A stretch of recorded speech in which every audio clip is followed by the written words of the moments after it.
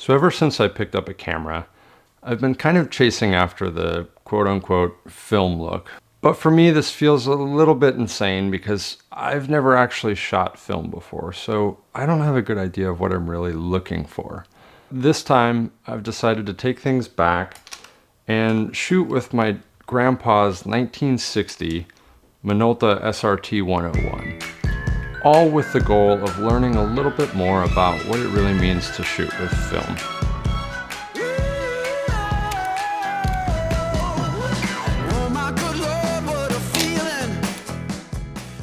So the first lesson that I've learned is that there's a lot of constraints with shooting film, but these constraints are actually very helpful for innovation or creativity. Unlike digital photography, these cameras and film aren't going to work perfect in every situation. When you put in a roll of film in your camera, you're going to be working with something that's at a fixed ISO. You're going to have limitations in how much light you can really capture. You're going to have limitation on what the color ultimately looks like based on the stock that you've got on the camera. And then ultimately, you only get a few shots, 24 or 36, or if you're using a bigger format, even less than that. And these constraints are interesting because when I went into this, I figured, oh no, I can't capture everything. But what I found interesting is not being able to capture everything meant I could focus on what I could actually capture. So these constraints in a way helped funnel me into an area where I could focus and say, what's really plausible to be able to capture with this film stock, with this camera, given this lighting scenario? And I found that that was something that actually helped me in my creativity. I wasn't just whirling at all the options. I was able to focus in on the things that were tangibly possible. The challenges are really great, but there's also another benefit to shooting film. And the second one that really stems from this challenge, that's that you have to learn to be happy with imperfection. Film's a reasonably challenging medium to shoot with. There's a lot of little things that you have to try to get perfect. Your lighting, making sure your focus is right. And then when you take your photo, you really don't know what it looks like until it's been sent off to a lab and developed or developed at home, which means there's a lot of imperfections in the process. Like I said, it's one of the challenges of working with it. But in my experience, it's also taught me to embrace it. The benefit of shooting film is actually having some of those imperfections and learning to embrace them. And I've had a lot of fun kind of almost easing up on my digital photography and realizing that, hey, if things don't work out perfect, that's okay. And a lot of times those imperfections can actually add to an image. So the third aspect is that film color really is great.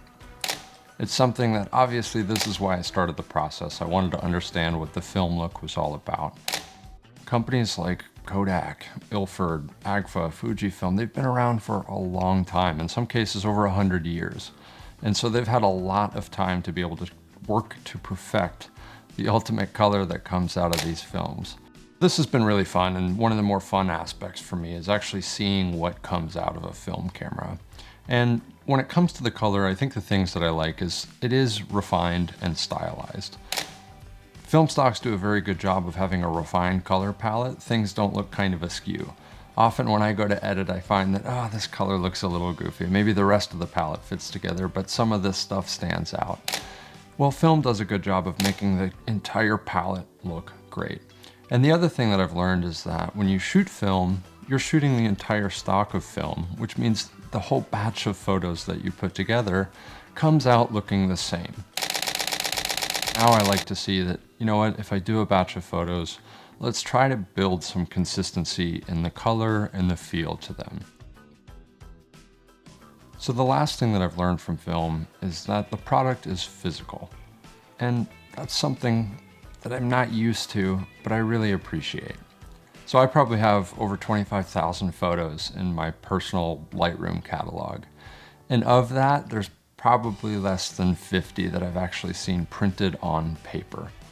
Whereas when I went and did this experiment, everything that I shot came back to me as a film negative, and in most cases I had a little 5x7 printout of the photo itself. So translating that back to my digital photos, I'm certainly glad that I don't have a physical product for all 25,000. It's just a waste, total mess. But I've learned that I should print some of my photos out. And so I'm doing that. I've added quite a few more to my walls and to photo books, all because of this experiment of shooting in film and realizing that, hey, I actually appreciate having a physical product at the end. Now, overall, am I gonna convert to shooting film? No, I don't think so. I think you can capture just about anything you want with a digital camera when compared to something like 35mm film. It's been a fun experiment. I'm sure I'm gonna keep picking the camera up and shooting a couple rolls here and there. But really, it was just an encouraging kind of test to take this out, shoot a few rolls of film, understand what that process is really like, take a few learnings away, and then translate that back to the digital photos that I take. Once again, I really think it's a fun medium to try out. If you've never shot film, I'd encourage you to pick up a camera. I wanna know if you get some of the same lessons that I've taken away, and if there's other things that you pick up from the experience, let me know. I'd love to learn a little bit more.